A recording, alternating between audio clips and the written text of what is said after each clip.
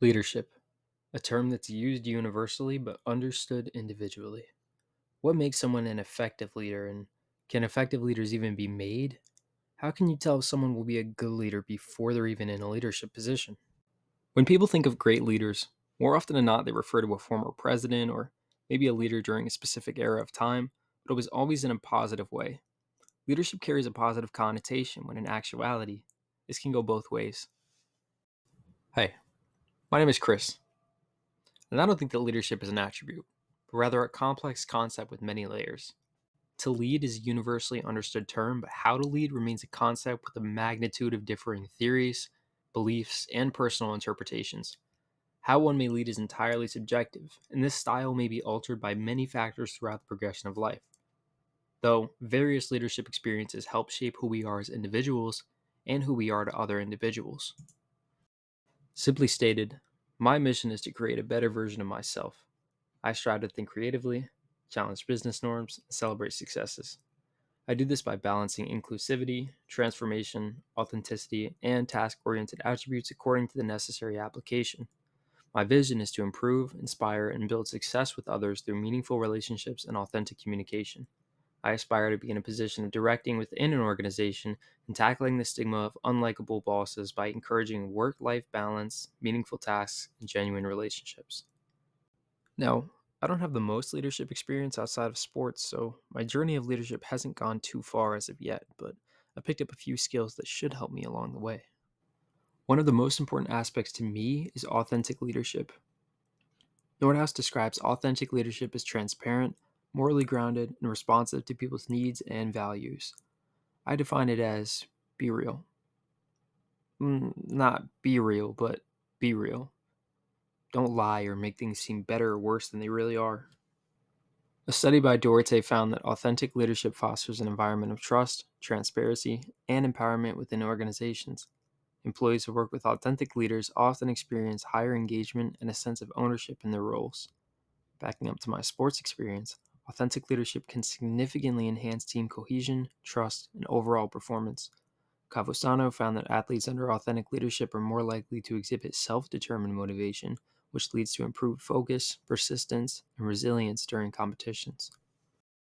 I prioritize this leadership style particularly because it serves as a strong basis to both my mission and vision statements. Relationships are built strongly on trust and authenticity, which is imperative for inclusion and an overall feeling of belongingness among an organization. The next pivotal aspect of my leadership journey is inclusive leadership. Nordhaus defines inclusive leadership as a psychological construct for realizing the benefits diversity can bring into a workplace. The constantly changing business environment, leaders must identify and create opportunities for growth and competitiveness. Korkmaz conducted a study of systematic research finding inclusive leadership actually improved employee well being and boosted job satisfaction by fostering trust and ethical behavior, very similar to authentic leadership. An example of where inclusive leadership wasn't utilized was in 2018 when two black men at Starbucks were arrested for trespassing while waiting for a friend. Kevin Johnson, the CEO, apologized for this and implemented bias training among all the current locations, but received criticism for not addressing systematic issues more deeply. I think inclusivity in leadership is important to avoid inadvertent biases and truly optimizes the skill sets of those around you. Everyone thinks differently, and more than often, two ideas can be combined to create something better than either party would have thought individually. Inclusivity also highlights differences ethically and invites everyone to contribute fairly. Another aspect worth mentioning that supports how I define the process is transformational leadership. Northhouse defines transformational leadership as a process of leaders understanding and adapting according to the needs and motives of followers. Transformational leadership actually ties into some of the same ideologies of path goal theory, implying change for progress. Transformational leadership is more visionary in theory, while path goal is more executable, but combined, they enhance performance by balancing motivation with support, tailoring the approach to an organizational need. Steinman gave an example in his study of a leader using transformational ideas to inspire and path goal to ensure the employees have the tools to succeed. Transformational leadership is essential to my mission and vision statement because it acknowledges the fact of constantly changing environments.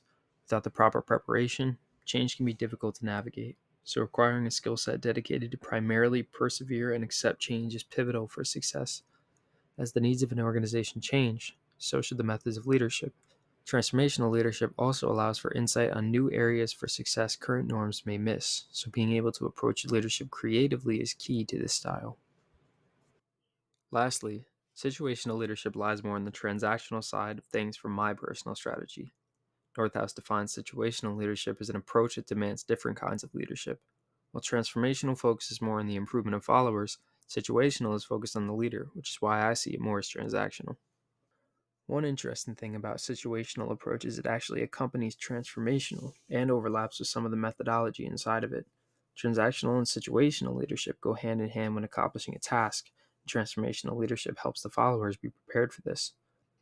All three are important for success due to their tailored approaches. Situational leadership is positioned as a transactional aspect in my personal vision board. I think it's important to note when and where to switch from being a humanistic leader versus a task oriented one. I believe followers may complete work effectively if a trustful relationship is built between the leader and both opinions are respected, but I'm also not disregarding to the realistic probability of early deadlines, work distractions, and other life instances. Including situational approach in my definition of leadership helps ensure tasks are complete when they need to be. Well, we've reached the end. We've discussed both theoretical and my personal approaches to authentic, inclusive, transformational, and situational leaderships. It's important to note that without having a ton of leadership experience, I would like to improve on some of my weak points regarding being even more task oriented and gaining more genuine experience utilizing these approaches. In conclusion, leadership is a process and requires an individual to find their own way of effectiveness. The methods mentioned are what I find to be personally effective and ones I've scored highly on in current leadership exams. I encourage feedback from exams and others to understand yourself on a deeper level and become more of an effective leader.